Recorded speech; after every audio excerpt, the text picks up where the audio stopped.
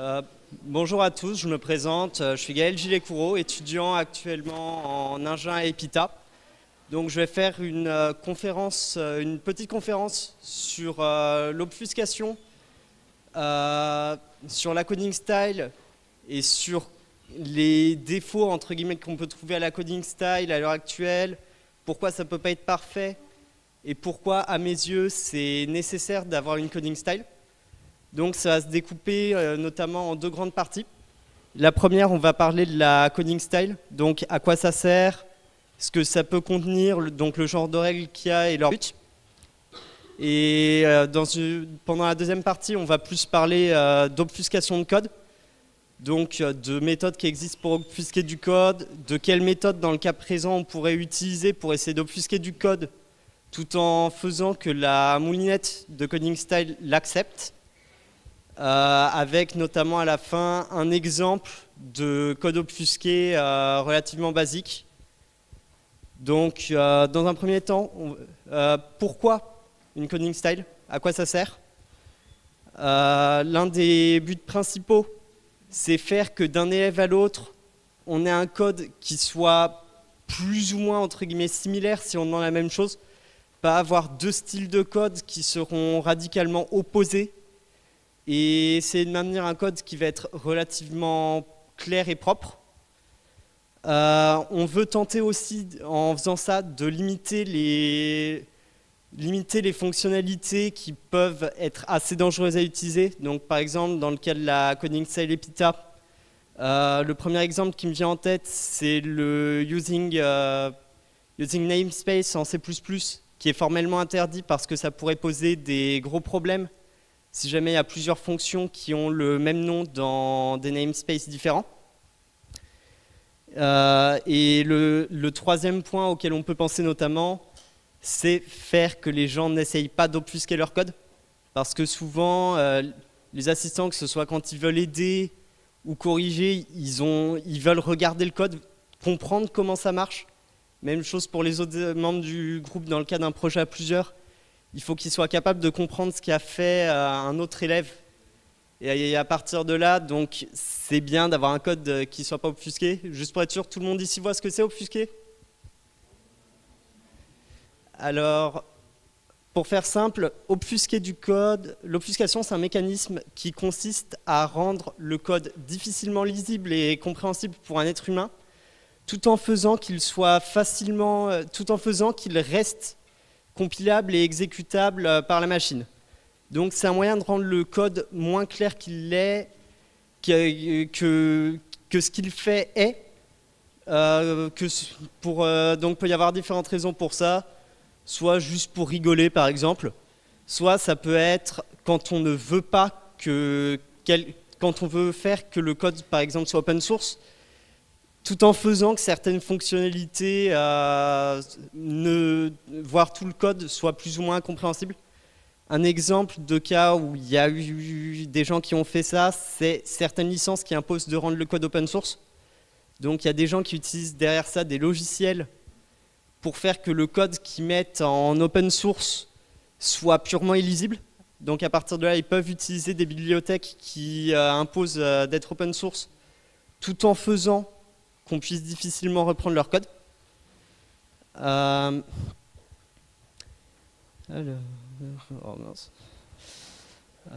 Donc on va voir maintenant 2-3 exemples de ce que la coding style contient.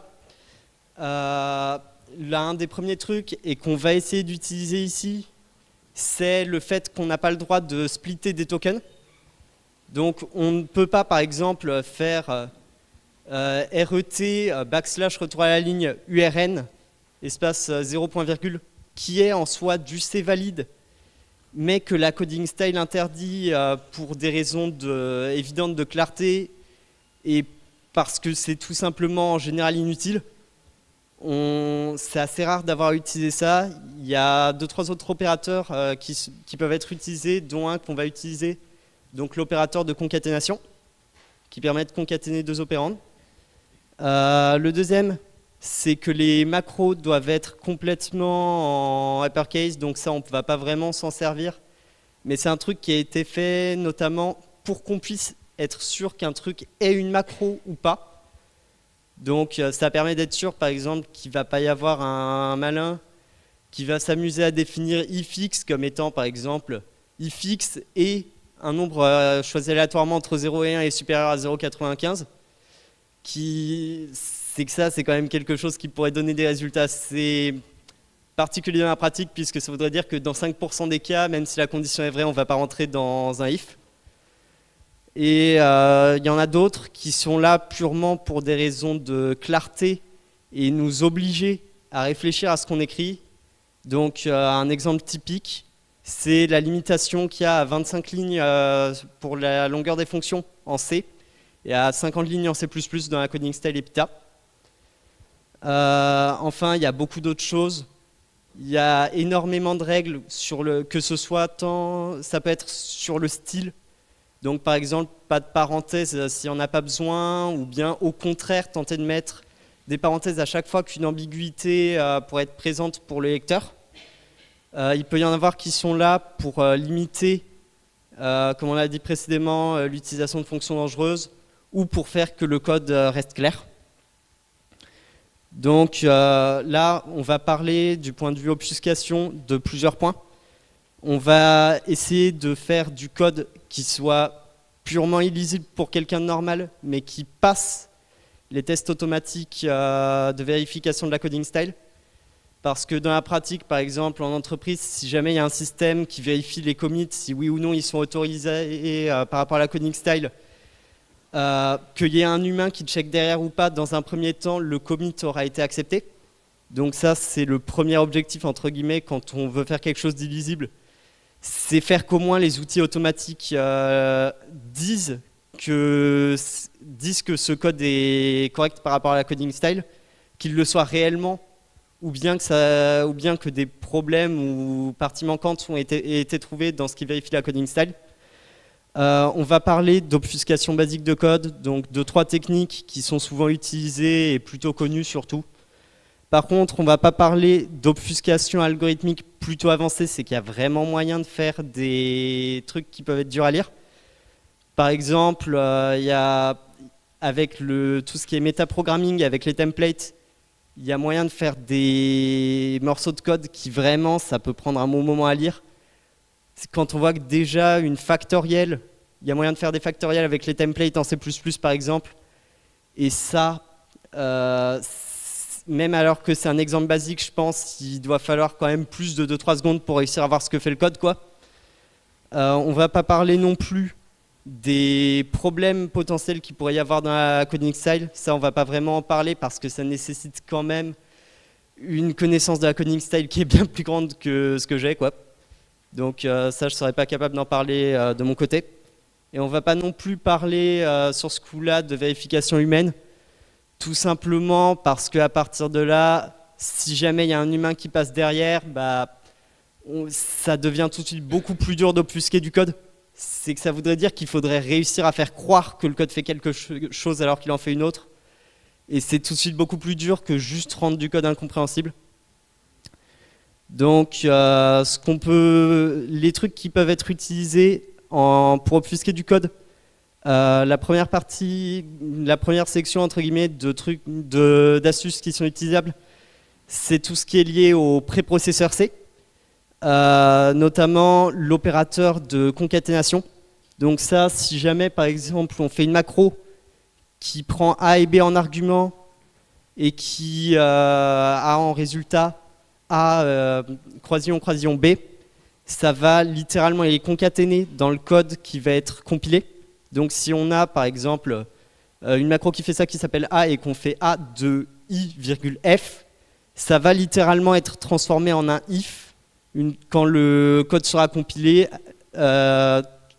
alors que quelqu'un qui n'a pas vu la macro pourrait tout à fait penser que c'est un appel à fonction tout à fait standard. On peut également aussi avoir des paramètres qui sont inutiles, voire vides dans les macros, donc virgule virgule, c'est quelque chose qui est tout à fait valide et qui peut permettre au final d'avoir certains cas où on ne veut rien mettre dans un opérateur de concaténation ou au contraire faire croire qu'il y a un paramètre qui est utile dans une macro alors qu'en réalité, il sert strictement à rien et il ne sera jamais utilisé. Dans le cas d'une fonction, ça aura tendance à faire que le compilateur lève un warning, alors que dans le cas d'une macro, il n'y aura rien qui va être signalé. Et donc, il y a moyen de mettre beaucoup de paramètres, par exemple, inutiles, et faire qu'il n'y en ait que quelques-uns à certains emplacements qui soient utiles pour tenter de complexifier la lecture du truc. On peut tenter de rendre l'algorithme plus compliqué qu'il ne l'est. Donc, un exemple typique, et c'est le cas dans ce qui va être montré après dans l'exemple, c'est faire qu'au lieu d'afficher un string tout simplement, par exemple avec printf, afficher le string caractère par caractère avec un string qui est chiffré en dur et une méthode pour le déchiffrer. Et ça rend tout de suite beaucoup plus compliqué la lecture du truc. Enfin, quelque chose qui est assez connu, c'est lié à l'arithmétique des pointeurs. Quelque chose qui est autorisé en C, c'est au lieu d'utiliser la syntaxe que la plupart des gens utilisent, donc tableau, entre crochets, un index, c'est tout à fait autorisé de faire index, entre crochets, un tableau. En soi, c'est pas vraiment quelque chose de dur, entre guillemets, à comprendre quand on connaît, mais il y a beaucoup de monde qui ne connaît pas le fait que cette syntaxe est autorisée et qui donc peuvent être déstabilisés quand ils tombent sur un exemple comme ça. Et il y a également beaucoup d'autres méthodes. Il y a énormément d'astuces qui existent pour obfusquer du code. Notamment, un exemple typique, ça peut être nommer ces paramètres avec des noms qui sont vraiment proches, ou bien le fait que underscore, ce genre de choses soit autorisé. Et un dernier qui est souvent utilisé quand même, c'est la déclaration des paramètres d'une fonction en utilisant la syntaxe du C ANSI. Donc pas nom de la fonction entre parenthèses, une liste avec type de l'argument, espace nom séparé par des virgules, mais tout simplement nom de la fonction entre parenthèses, nom des arguments séparés par des virgules, et à la ligne d'après indiquer par exemple carré étoile A, virgule int B et ainsi de suite, et avec un type par défaut qui existe, donc int, qui fait qu'en plus, il y aura certains cas où il n'y aura même pas réellement indiqué dans le code le type d'une variable. Et donc, il faut savoir que par défaut, le type qui sera sélectionné, ça va être un int. Donc, on va passer maintenant à un exemple pratique. Donc là, on a un code qui est vraiment basique. Tout le monde comprend ce que ça fait, ça, je suppose? Donc ça va tout simplement afficher en fait hello world sur std-out et renvoyer 1. Voilà maintenant ce que ça peut donner si jamais le code est obfusqué. Pour information, c'est l'exemple qui va être montré. Il est accepté par la moulinette de coding style d'Epita. Donc alors qu'il y a certains cas, notamment la concaténation, qui correspondent à du token splitting par exemple. Donc ça peut donner ça. Je pense qu'on est tous d'accord que c'est beaucoup plus dur à comprendre.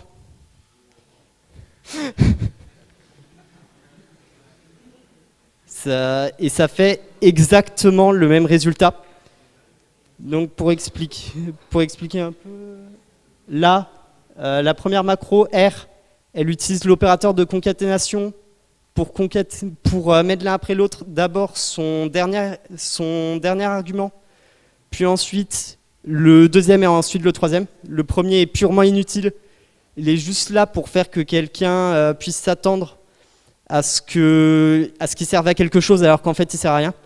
Donc faire qu'on ne se rende pas forcément compte de ce qui est écrit et transmis au final réellement une fois que le préprocesseur est passé.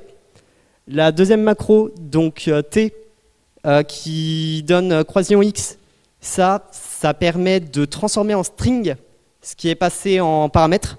Donc au final, si x est égal à if, on va récupérer un string qui s'appelle if en sortie. Donc on peut faire printf de t de x par exemple. Et ça va juste afficher x. Int o et int_p, donc ces deux fonctions. Alors normalement, les accolades devraient être sur leur propre ligne, mais pour des raisons de longueur du code à l'écran, ça a été raccourci en une seule ligne. Ces deux fonctions-là n'ont aucun intérêt. Elles sont juste là pour faire croire qu'elles servent à quelque chose en réalité. Elles sont utilisées dans le code, mais en soi, ce qu'elles renvoient est purement inutile. Et on en vient donc à au segment qui est là. Ici, en fait, là, on déclare la fonction main. Donc le résultat de la macro R, ici, ça va être main. On pourrait ne pas forcément penser au fait que ça, c'est une déclaration de fonction, tout ça. Donc ça prend en paramètre un int a, donc argc, et char étoile b. Ça, en réalité, c'est censé être un char étoile étoile argv, mais dans l'hypothèse que la personne va pas compiler, si jamais il n'y a pas wall, tout ça qui sont utilisés, le compilateur va accepter ça, ne va pas dire que c'est quelque chose d'invalide dans le cas de main d'avoir ce prototype. Comment ça marche à l'intérieur? Donc ce qu'on fait, c'est qu'on va utiliser en fait un ternaire. Au lieu de juste faire un printf, on va le faire de manière récursive, caractère par caractère, en passant par un ternaire. Donc dans le premier cas, si jamais il n'y a rien qui a été passé par l'utilisateur dans la ligne de commande, on va avoir a qui va être égal à 1. Et donc on va faire un appel récursif sur main avec 5 pour a. Donc ça, en réalité, ça sert à rien. Le seul intérêt de a, c'est regarder s'il est égal à 0, s'il est égal à 1 ou s'il est égal à quelque chose d'autre. 0 étant le cas de sortie, 1 le cas d'entrée, et n'importe quel autre truc que 1 et 0 servant juste au final à rendre la lecture du code plus difficile en faisant penser que la valeur a un sens et que la valeur de retour sera différente en fonction de ça, par exemple. Et ce qui se passe si jamais c'est ni 0 ni 1, c'est qu'on va appeler ici putchar de l'index où on en est à l'heure actuelle dans le string XOR21. Donc c'est ce string-là en fait qui va être utilisé. C'est pour ça que B a été déclaré en tant que char étoile et char étoile étoile. C'était pour pouvoir lui donner un string sans que le compilateur dise qu'on a le type qui n'est pas correct. Et comme dit précédemment, au final, ici, ce qui va être passé, ça va être un string qui est égal à ce qui est contenu là-dedans, en fait. Donc là, on va le déchiffrer et l'afficher à l'écran par le biais de putchar. On va regarder si le résultat est supérieur à 60 et en fonction de ça, on va appeler soit O, soit P du résultat de l'appel récursif sur main. Donc comme dit précédemment, O et P, en fait, ils sont juste là pour mettre un ternaire en L-value sur quelle fonction va être utilisée. C'est qu'on peut en C faire A point d'interrogation B de point C, le tout entre parenthèses, et lui donner des arguments. Si jamais B et C sont des fonctions qui ont le même prototype, ça va être accepté. Donc il peut y avoir autre chose donc, que juste des variables à gauche, ça peut être des fonctions comme là. Et ça sert juste à complexifier le code et à faire qu'on mette un appel récursif, donc sur main, la même fonction, sur le string à l'index 1 fois A, donc ça, c'est juste là, encore une fois, comme dit précédemment, le but c'est de faire penser que A puisse avoir une quelconque utilité dans le code, alors qu'en réalité il n'en a aucune. À moins d'avoir une string vraiment longue et beaucoup de malchance, A ne va pas retomber soit sur 1 ou sur 0. Et le deuxième paramètre, c'est B plus 1, donc on se décale de 1 vers la droite dans notre string. Et ça nous permet au final d'afficher un par un les caractères. Enfin, si jamais on n'a pas A et pas A égal à 1, donc au final, si jamais A est égal à 0, on renvoie tout simplement 0 sans rien afficher. Donc c'est le cas où on est à la fin du string. Et comme 0 fois n'importe quel nombre, ça sera toujours égal à 0, le code de retour de ce programme sera, quoi qu'il arrive, 0. Ce qui fait qu'il a exactement en soi le même comportement que le code précédent, même du point de vue de la valeur de retour, alors qu'il est beaucoup plus difficile à comprendre si on ne prend pas le temps. Donc, Quels autres moyens pourraient avoir été utilisés pour compliquer du code? Le premier, c'est les templates. Donc en C++, il y a quelque chose qui s'appelle les templates qui permettent de faire du métaprogramming. Ce qui est très intéressant avec ça, c'est qu'un template peut non seulement avoir un type en argument, mais aussi une valeur. Donc on peut tout à fait définir, par exemple, le type factoriel qui prend en argument un int n et qui est spécialisé dans le cas de n égale 0, n égale 1 pour renvoyer un certain résultat si on appelle factoriel, et sinon va renvoyer n fois le résultat de la fonction appelée récursivement, mais sur le type factoriel de n-1. Et là, c'est un exemple en soi assez basique, mais si on rentre vraiment dans des trucs compliqués, ça peut devenir purement affreux. L'an dernier, il y avait quelqu'un qui avait parlé pendant la nuit l'info notamment de faire ça, mais non pas avec des entiers par exemple et des factoriels, mais faire qu'on puisse utiliser les templates avec des strings. Et là, ça peut vraiment donner quelque chose qui est affreux. Un autre truc qu'on pourrait utiliser, c'est définir des macros dans les headers. Dans certains cas, quand il y a des actions qu'on fait très souvent, on peut avoir envie de les mettre sous forme d'une macro.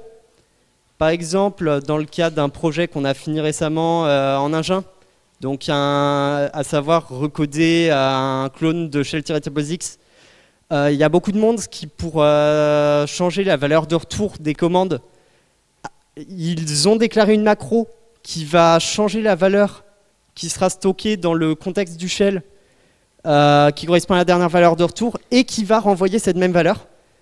Si jamais quelqu'un s'amuse à faire un undef de cette macro dans un header utilisé à un endroit auquel personne ne penserait jamais, auquel personne ne touchera plus jamais, faire un undef de cette macro et la définir à nouveau, mais faire qu'au lieu de renvoyer x, elle renvoie moins x, ça sera probablement très vite le chaos parmi les autres devs du projet qui comprendront plus du tout pourquoi leur code ne marchera pas dans un cas particulier, alors qu'il n'y a aucune raison. Et si jamais ils ne sautent pas dans le code de la macro, même avec GDB, au final, ils vont juste voir que la valeur qui a été set par la macro sera complètement incorrecte, alors que la macro qu'ils connaissent aurait dû la set correctement. Donc pour eux, ça sera juste quelque chose de complètement aberrant, alors qu'en réalité, ça sera complètement ailleurs dans le code quelqu'un qui aura touché à un header pour modifier le comportement d'une macro dans un cas particulier. Un autre point qu'on peut utiliser, c'est le dernier dont on va vraiment parler ici, c'est faire non pas comme précédemment des noms de variables qui n'ont aucun sens du genre R, A, ce genre de choses, mais plutôt faire des noms de variables qui veulent dire réellement quelque chose et qui ont du sens entre elles, entre eux, mais qui en réalité n'ont rien à voir avec ce qui est réellement fait par l'algorithme. Donc le but de quelqu'un qui fait ça, en fait, c'est faire croire que l'algorithme va faire une chose, comme on se base souvent quand on tente de comprendre du code sur le nom des variables, alors qu'en réalité, le code va faire quelque chose de complètement différent.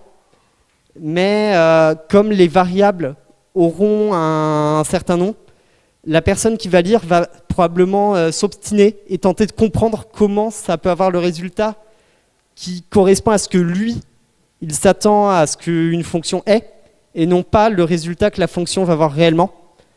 Donc il y a beaucoup d'autres moyens d'obfusquer du code. Pour ceux qui sont intéressés, notamment, je peux conseiller, regardez sur le site du IOCCC, donc International Obfuscated C Code Contest, si ma mémoire est bonne, où il y a vraiment des morceaux de code que vous n'avez pas envie de voir. Donc soyez sympa, obfusquez jamais de code. C'est que là, c'était vraiment ce que j'ai montré, c'est du code qui en soi peut être compris relativement facilement si jamais on connaît les opérateurs qui permettent de transformer en string, tout ce genre de choses. Autant ce qu'on peut tomber, on peut tomber sur le IOCCC ou sur des codes que les gens ont vraiment obfusqués pour cacher leur code, sur vraiment du code que vous comprendrez jamais, ou bien à condition de mettre littéralement des heures à comprendre quand bien même il n'y a même pas 1 kilooctet de code. Donc voilà qui conclut plus ou moins la présentation. J'espère que ça vous aura intéressé, et s'il y en a qui ont des questions, des remarques ou des insultes à lancer.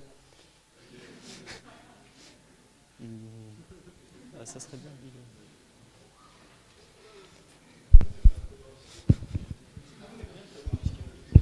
Donc, pour commencer, pour te faire plaisir, crève sale rat. Ton histoire sur la macro redefinition dans 42SH, je trouve que ça pue le vécu. Ah non, non, je te rassure, Non. on n'a pas fait ça. De toute façon, tout le monde vérifiait plus ou moins les commits des autres et on avait tendance quasiment à s'étriper dès qu'on voyait un commit qui cassait le tout. D'accord, ok. Alors, sinon, toi, quand tu vois un code comme celui que tu as présenté tout à l'heure, est-ce que tu arrives à le comprendre? Combien de temps tu mets à le déchiffrer?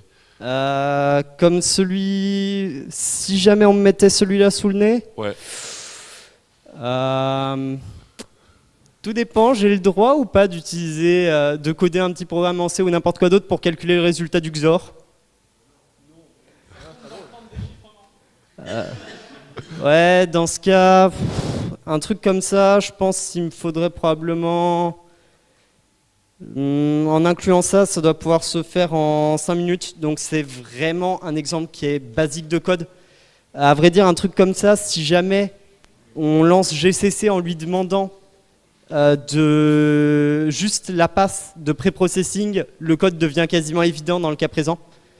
Donc à partir de là, vraiment juste le ternaire à déchiffrer, et ça...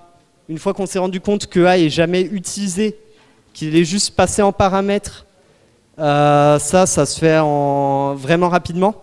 Et le seul point qui est plus complexe dans l'histoire, au final, ça reste déchiffrer le string. Mais encore une fois, comme il y a le préprocesseur qui est passé, il n'y aura plus ça qui va être dans le code, il y aura ça, mais sous forme d'un string. Et on comprend tout de suite beaucoup mieux que ça sert à afficher quelque chose. Donc je dirais que ça, au plus, personnellement, il me faudrait 5 minutes, 5-10 minutes, et quelqu'un qui a l'habitude de voir du code obfusqué, je pense qu'il comprend ce que ça fait en même pas 2 minutes. Donc là, c'était vraiment un exemple basique pour pouvoir montrer. J'aurais bien aimé pouvoir montrer quelque chose de plus complexe, mais j'ai pas vraiment eu le temps en fait. D'accord, mais donc tu n'as même pas là moyen juste de montrer une image d'un truc vraiment vraiment dégueulasse sans expliquer? Vraiment dégueulasse obfusqué? Il y a un exemple assez marrant qui est quasiment impossible c'est quasiment impossible de le rendre plus clair.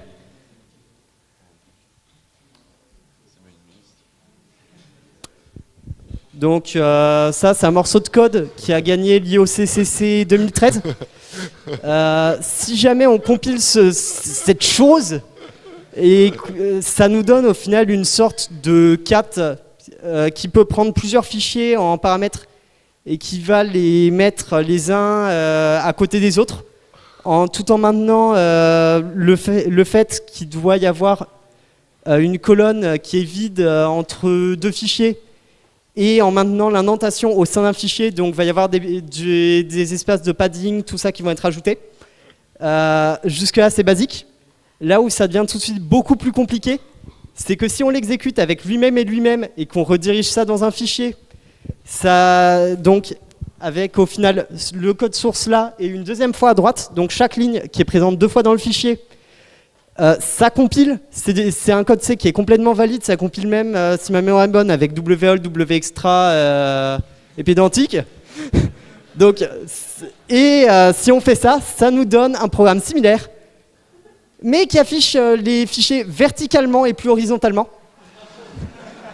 Et si jamais, d'aventure, quelqu'un s'amuserait à prendre le deuxième binaire, à lui donner en paramètre 2 fois le code source initial et à rediriger ça dans un point C, ça compile encore une fois avec tous ces flags et affiche un long cat.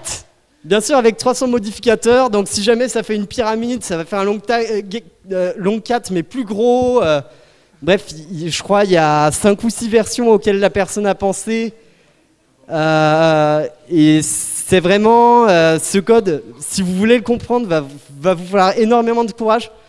Parce que non seulement il est obfusqué, donc c'est vraiment complexe en soi, mais en plus, si vous changez ce code pour le désobfusquer, si vous rajoutez un retour à la ligne n'importe où, bon sauf au dernier caractère, mais là c'est chercher la petite bête, si vous rajoutez à part là un retour à la ligne, le code ne marchera tout simplement plus, parce que le code que vous aurez avec le même code à sa droite n'aura plus le même comportement. Donc si vous désobfusquez ce code, et si vraiment vous voulez comprendre comment ça marche, il va falloir que vous désobfusquiez ce code, répétez une deuxième fois à droite, et faire la même chose avec ce code et une deuxième fois ce code en dessous.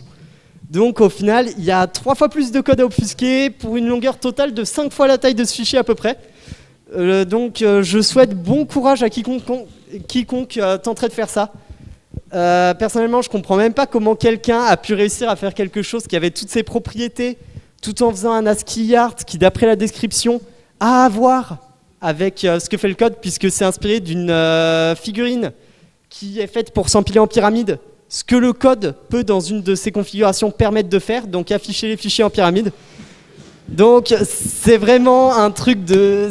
C'est vraiment, à partir de là, désobfusquer ça, ça prendrait un temps tout simplement énorme. Et je pense qu'il y a peu de chances que quelqu'un essaye de faire ça et y arrive tout du moins dans un avenir proche.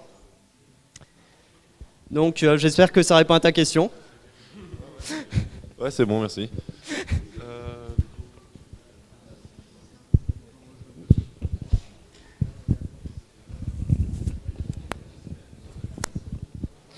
Bon, bah déjà bravo pour ta présentation.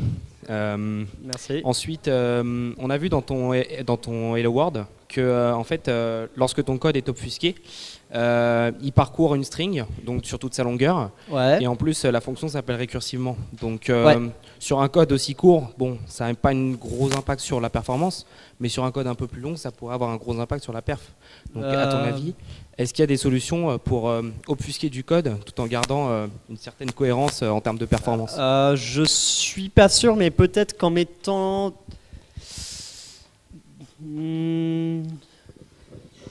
Alors, l'obfusquer comme ça tout en gardant un minimum de perf, franchement, je saurais pas dire.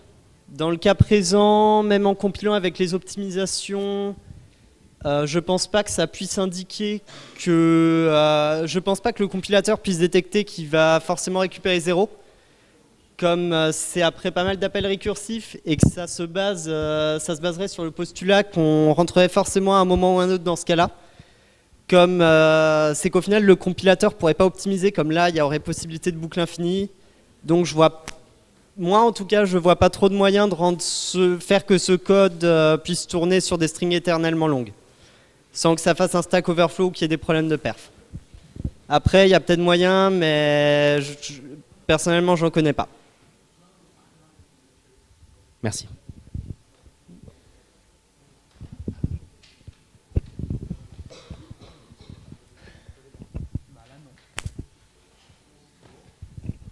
Ouais, est-ce que tu peux me redonner le nom du concours d'obfuscation, s'il te plaît?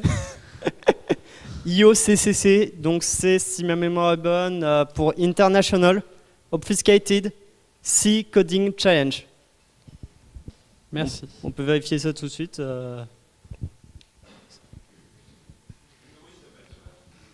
Misaka.c. Juste une dernière question. Est-ce que les binaires générés entre le code offusqué et le code non offusqué seront identiques après, ou est-ce qu'il y aura des différences? Les binaires, non. Tout simplement parce que dans un cas, ça pourrait pas même l'optimiser pour faire que ça soit le même. Tout simplement parce que dans un cas, la fonction qui est appelée, c'est printf, alors que dans l'autre cas, c'est putchar. Donc il y a l'une des deux qui est là pour placer tout un string sur stdout, alors que l'autre affiche seulement un caractère. En plus, il y a du ternaire, donc au final, on a des sauts conditionnels, des trucs comme ça au sein même du code. Et je pense pas que le compilateur soit capable de détecter au final ce que ça fasse étant remplacé par un printf. Quand bien même ça le ferait, ça serait quelque chose que le compilateur n'est pas censé avoir le droit de faire. Puisque par exemple, l'utilisateur peut tout à fait décider d'utiliser sa propre version de Putcar, par exemple, en utilisant LD preload, qui ferait quelque chose de complètement différent qu'afficher un caractère sur stdout. Et donc le compilateur, quoi qu'il arrive, ne s'autoriserait pas à remplacer la fonction. Donc ça donnerait pas du tout au final le même binaire. Ok.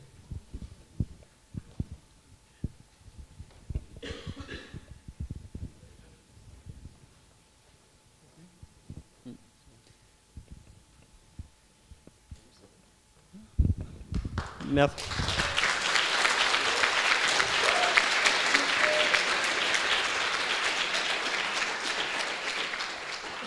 Une dernière chose, je tenais vraiment, par rapport à cette présentation, à remercier les assistants qui ont accepté de faire passer le code que j'ai montré à la moulinette pour vérifier si oui ou non ils respectaient bien la coding style officiellement. Donc ça a été utile, c'est que sinon j'aurais pas pu être sûr, puisque je m'attendais plus personnellement à ce que ça soit refusé, à vrai dire. Donc merci beaucoup aux AQ, quoi. Et bonne fin de soirée à tous.